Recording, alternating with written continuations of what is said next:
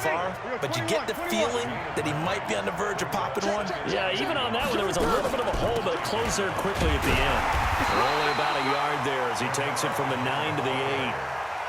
He really hasn't been able to get on track running the football, averaging less than 4 yards a carry. Yeah, I think that they're going to enjoy the film session because all the defenders are filling their proper gaps on just about every play. And you know what they always say for a defensive coach, when I click off this film, I better see 11 jerseys in the picture going after the ball carrier. Meanwhile, on third down, they take a shot at the end zone, but it's incomplete. And Lutz's kick is good. And they'll get it back within a point at 7-6. That drive took him inside the 10. Good job defensively to hold him to 3. Yeah, I like how you did that. Give a little tip of the cap to the stop troops there because they didn't give up a touchdown in that situation, right? Made them kick the field goal. And, yeah, points went against them, but that feels a whole lot better running off the field. And this return net's positive as he gets past the 25 and up to the 27-yard line.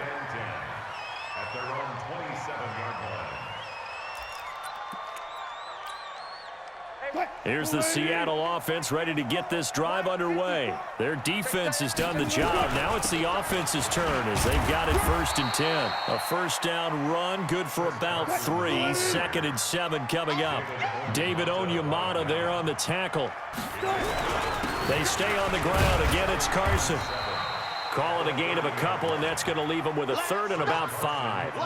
Tough first half for him, unable to put up the numbers he's used to producing. But with a guy like him, you and I both know it just takes a couple of explosive touches for him to make an impact on this game and on the stat sheet as well. Wilson hit. It's loose. It's out. Fumble. And this is picked up by the Saints.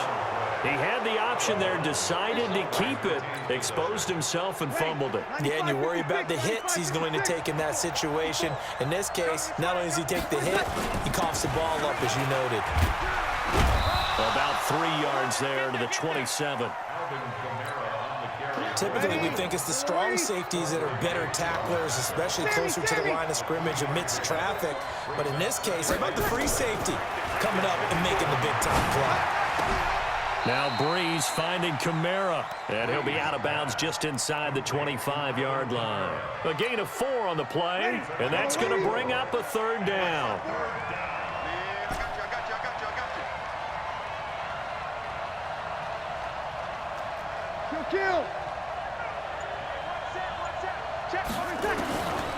From the gun, it's Breeze. Looking for Ginn, and it's intercepted. Shaquille Griffin with a pick. And he's into the clear. 30, 10, 5. And he's going to score. It's a Seahawk touchdown. Brandon, we spent time with this team before the game, and there was never any indication that they did not like their kicker. Well, it shows right now that they didn't like their kicker. Why didn't they just put it through the goalpost and take the lead? That is going to be the question that has to be answered. I don't know about you, but I'm skipping my flight. I'm going to the post-game press conference to find out what they were thinking. Instead of playing conservative, they go through the air, and what a stunning turn of events. That'll be taken in the end zone.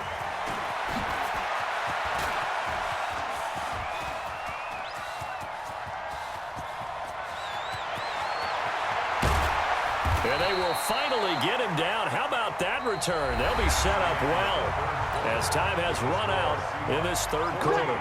Back now in Seattle, Washington. It's the Saints who hold the football, but they're trailing as we begin the 4th quarter of play. Watch the run, watch the run. 53. 54, right there. 54, Mike. Man out. Hey, orbit. Mike 5-4. Now Breeze to try again after the pick 6. And he's got him. It's caught in the end zone. Touchdown, New Orleans. Alvin Kamara there to make the grab as they now sit just a 2-point conversion away from tying this game up in the 4th quarter. All right, now a big 2-point conversion attempt still to come. Watch the pass. Watch the pass. Here we go. Here we go. Kill. Mike 54.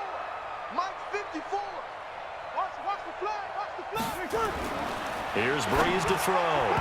And that's going to be knocked away in the end zone. It's incomplete. And the failure to convert and tie the game. Now the pressure shifts back to the defense. But I think it was the right play. I think it was the right call to try and tie the game there.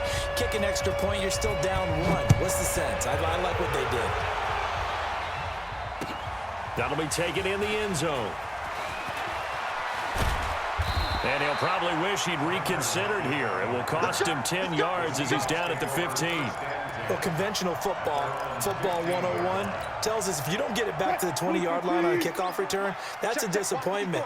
But some of these teams, special teams coaches, with approval by the head coach, they give them full authority to go ahead and bring it out and try to be aggressive, almost what we call the green light, red light theory. Green light means go, red light means stop. Looks like he had green on that play.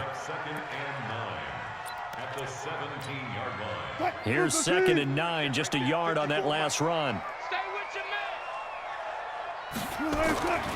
Wilson.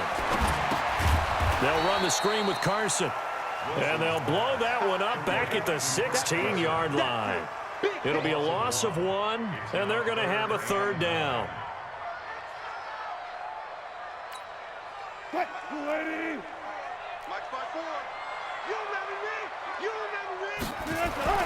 Now Wilson. And look at this. They get the turnover they needed. It's intercepted. Picked off by Eli Apple. A critical error there in a tight game in the 4th. All you talk about is taking care of the football, and especially with a lead here in the 4th quarter. Turning it over, now the door is open for the opposition. Just in general, when you're passing in the 4th quarter with a lead, no matter at what point, you got to be super careful. Got to be careful, and sometimes you can be so careful that you end up running yourself into an error. A really nice gain of 25 yards. Right after the turnover, they come out throwing. And that means it's a sudden change situation. We used to practice it on defense. Sudden change, get out there, stop the offense. But you typically run out there a little bit unsettled. And he is into the end zone. Touchdown, New Orleans. Alvin Kamara with now 2 fourth-quarter touchdowns. And the Saints have taken the lead. Lutz good on the extra point, and the decision to just kick the extra point winds up successful.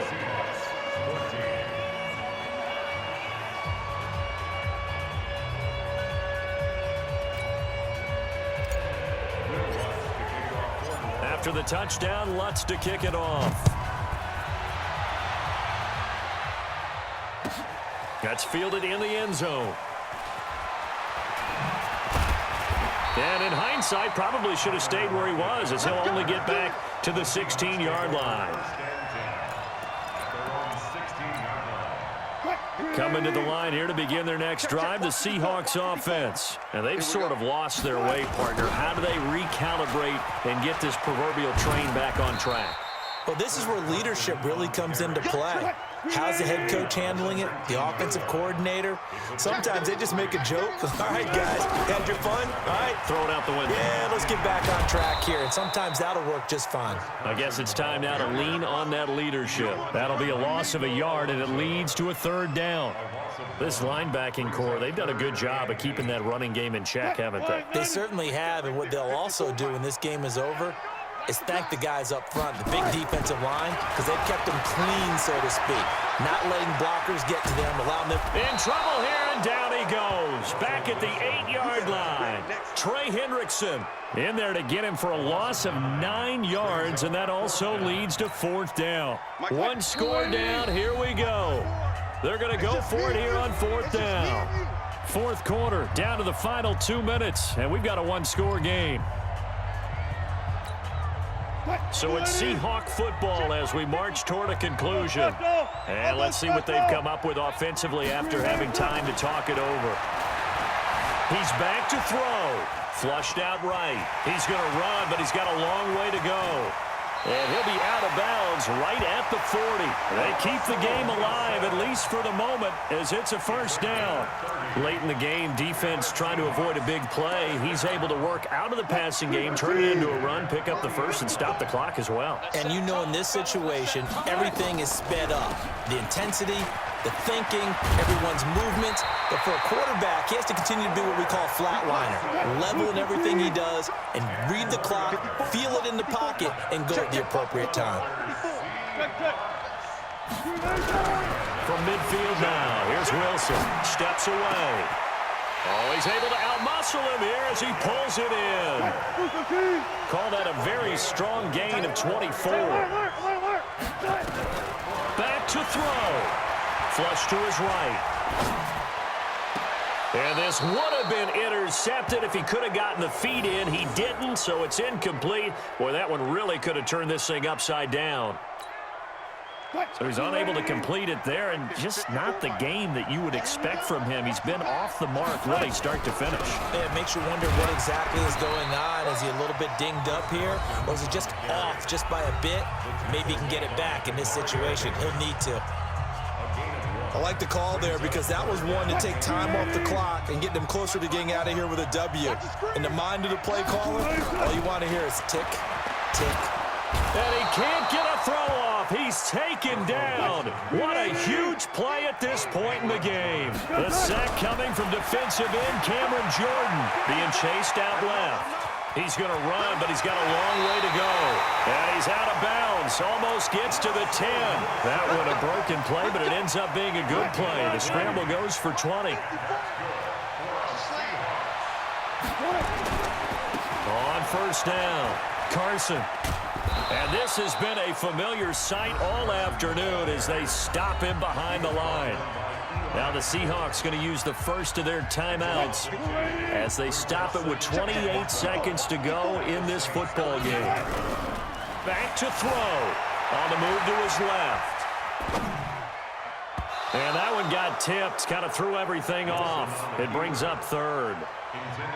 This pass rush, they've been excellent all game long, and another example of it right there in the closing moment. Not only with the pass rush, but how well they're coached, because if you don't quite get there, get to the quarterback, get your hands up into the passing lane and knock it away, as we just saw there. He may try and run for this. 5 yards that time out of the scramble, but now they're looking at a fourth down situation. He certainly had plenty of success running the ball, and right now I'm getting the sense that he's looking to take off and run every time he steps back to throw it. But they did a nice job there collapsing on him and holding him to a short gain. They're going on fourth down. It's Wilson. And he's got it. It's caught for a touchdown. And they have taken the lead here in the final seconds. So for those of little faith, guess what? It got done. They now have the lead with that touchdown this late in the contest. I wonder if that was a play they were holding or a play that they just knew would work from past experience. Well, I just saw it in their eyes on the sideline before starting that last drive, and they did. You're right. They got it done. Looks like they're going to be the winners. And this one's caught. And their fourth quarter lead grows by a couple more.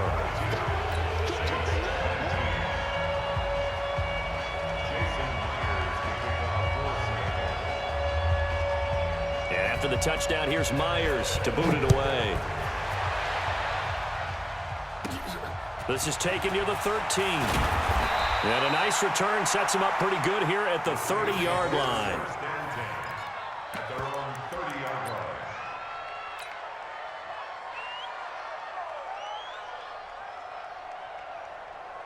The Saints offense on the field ready to get their drive started. So you're right there, but obviously the clock is not your friend. How do you handle this situation? You're thinking two plays.